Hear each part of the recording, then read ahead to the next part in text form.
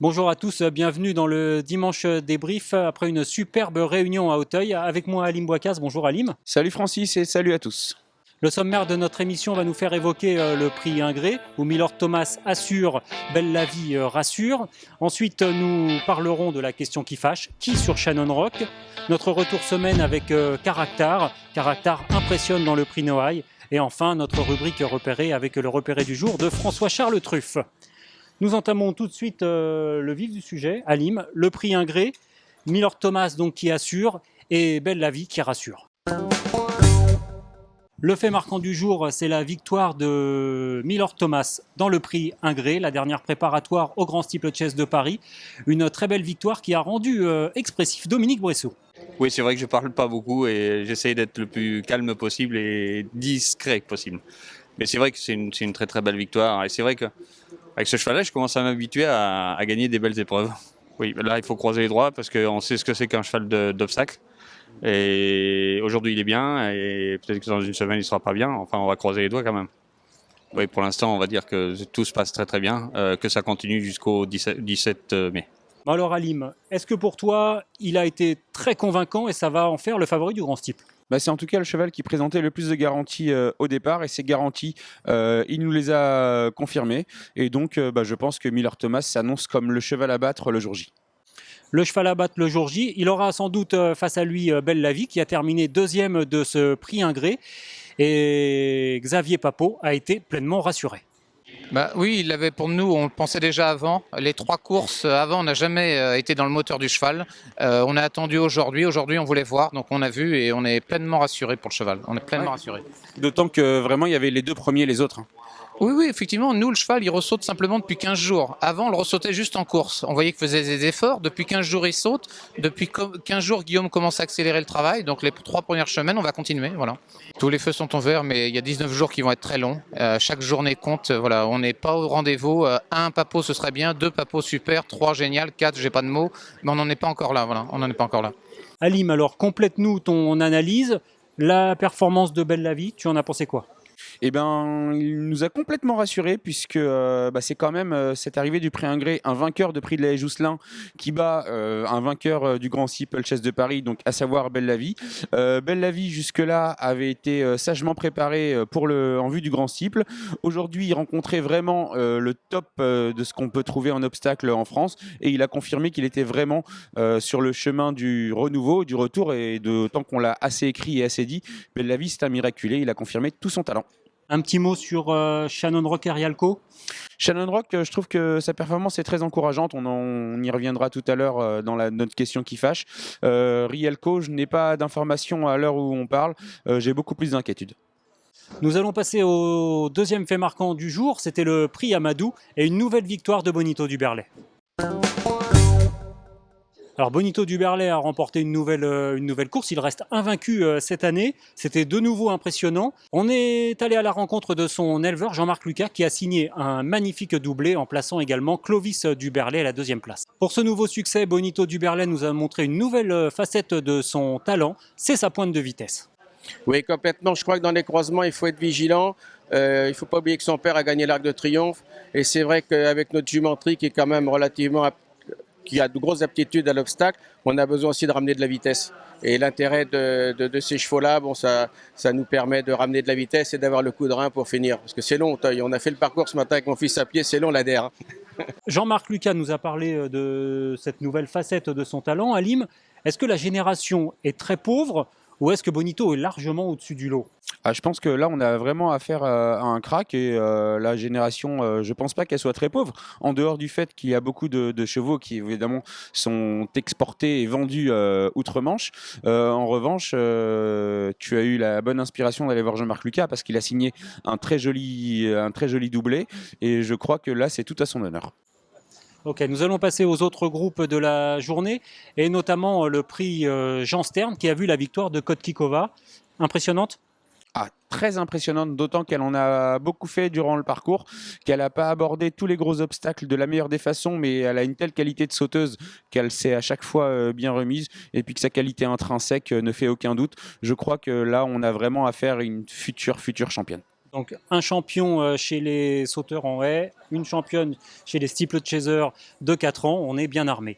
On va passer au prix Léon Rambaud, c'était les chevaux d'âge sur les haies, et là une arrivée assez mouvementée, une enquête, une rétrogradation, mais surtout une hiérarchie qui ne se dessine pas chez les vieux chevaux. Une hiérarchie qui ne se dessine pas par rapport à ce qu'on vient de dire au sujet du nombre de chevaux qui quittent malheureusement la France pour l'Angleterre, où évidemment les offres sont difficilement entre guillemets refusables. En tout cas, la victoire de Vola de Nuo met en exergue un élevage qui est absolument formidable, parce que tout tourne autour de la famille, donc du bien dit Denio, avec Guy et son épouse en tant qu'éleveur, Guy en tant qu'entraîneur, souvent Wilfried en tant que jockey. Là, c'est vraiment une victoire familiale, et en dehors du côté sportif, c'est vraiment une très très belle histoire. On aime les belles histoires. On va passer à un autre événement du jour aussi, c'est Vincent Cheminot qui s'était fait mal à Enghien. Il a monté la première course du jour et ensuite il s'est fait remplacer, il ne pouvait pas continuer. Quelles sont les dernières nouvelles, Alim ? Les dernières nouvelles, c'est qu'il a essayé de monter dans la première épreuve. Malheureusement, sa cuisse n'a pas tenu et l'a fait souffrir. Il va prendre, je pense, un peu de repos, parce qu'il a 2 grands objectifs, il ne faut pas se le cacher. C'est le Grand Steeplechase de Paris et la poule d'essai des Pouliches avec Mexican Gold en plat. On en saura plus. En tout cas, nous avions dit dans nos colonnes qu'il allait être bien présent aujourd'hui. Malheureusement, il n'aurait été présent qu'une course. Il aurait été présent qu'une course, cela a entraîné un imbroglio un peu sur Shannon Rock. C'est notre question qui fâche. Donc avant le prix Ingré, David Cotin s'était fait débarquer de Shannon Rock. Vincent Cheminot devait le remplacer. Finalement, il n'a pas pu se mettre en selle. On a refait appel à David Cotin pour monter Shannon Rock. Du coup, nous sommes allés à la rencontre de Jean-Paul Gallorini pour avoir son avis sur ce changement. Mon sentiment, il est simple, c'est le métier. C'est pas la première fois que ça arrive. C'est déjà arrivé et ça arrivera encore. C'était tout de même un choix de votre part de mettre Vincent Cheminot en lieu et place de David Cotin. Je ne suis pas le propriétaire, je défends l'argent des propriétaires, les intérêts du propriétaire. Je donne mon avis, on en parle, on prend une décision. En revanche, c'est un secret de polichinelle, mais là, cette fois-ci, votre avis a été suivi quand même, pour le choix de Vincent Cheminot. Écoutez, je vais vous dire, quand vous avez la chance d'avoir la cravache d'or, vous en privez pas. Monsieur Cotin, quand il était cravache d'or. Demandez-lui si ça lui est pas arrivé de prendre des montes à d'autres jockeys. Mais c'est le métier, ça, je vois pas où est le problème, il n'y a pas de problème. La Tour Eiffel est à Paris, on n'a toujours pas changé. Bon, Alim, on aime bien avoir tes pronostics. Là, ça sera ton pronostic sur les montes, les futures montes. Alors, pour avoir été voir Jean-Paul Gallorini, il n'a absolument rien contre le jockey David Cotin. On sait très bien qu'au niveau personnalité, ils ne sont pas tous les deux raccords. Donc, je pense que ça va être du pile ou face. Si Vincent Cheminot est apte et que Vanilla Crush est apte, il le sera sur Vanilla Crush. Et donc, vu que la famille de vin apprécie particulièrement David Cotin, il ne serait pas improbable de revoir David Cotin sur Shannon Rock le jour J. Super. On passe tout de suite à notre retour semaine. Donc retour sur la semaine qui vient de s'écouler. Ça a commencé lundi avec le prix Noailles. Et Caractère, t'en as pensé quoi de cette victoire ? Caractère, il a battu ce qu'il avait à battre. Il devrait être dirigé directement vers le Jockey Club. Il y aura peut-être le prix au quart entre-temps. J'ai peut-être peur qu'il n'ait pas la pointe de vitesse suffisante pour les 2100 mètres. Mais en tout cas, il a battu ce qu'il avait à battre. On ne peut rien lui reprocher. Mercredi, on a eu le prix William Head à Auteuil, une autre préparatoire au Grand Steeple. La victoire de Vanilla Crush, c'est un candidat pour toi à la victoire dans le Grand Steeple ? Oui, absolument. Et c'est ce que je disais juste avant. Je pense que si Vanilla Crush, et d'ailleurs Xavier Papon nous en a parlé, est au départ du Grand Steeple, ce sera monté par Vincent Cheminot. Et ce n'est pas par hasard. Un petit mot aussi sur les trotteurs avec une nouvelle tragique. Après Laurent Fortin, c'est un autre décès, c'est celui d'Hubert Hardy. Oui, c'est vraiment une période noire, une période triste. La loi des séries peut être positive des fois, là elle est absolument négative. Et ça rappelle ô combien ce métier peut être difficile et à la fois dangereux. On rappelle qu'Hubert Hardy est décédé à 38 ans d'un accident mardi à l'entraînement.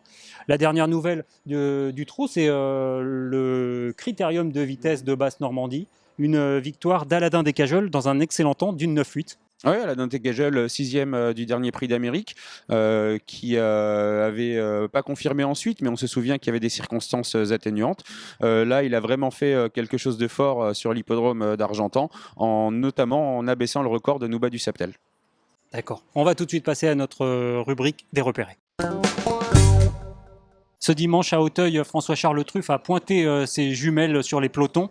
Il nous a dégoté un petit repéré. On a vu beaucoup de cracks aujourd'hui à l'œuvre à Auteuil, mais il y a vraiment un cheval qui m'a tapé dans l'œil. C'était dans la première course, le prix Will Monarch, le numéro 3 de Vis, entraîné par Guillaume Macaire. Son jockey Vincent Cheminot l'a beaucoup respecté, il a attendu en retrait et il ne lui a demandé que de faire la ligne droite. Il a terminé en trompe, prendre une deuxième place vraiment probante, vraiment prometteuse.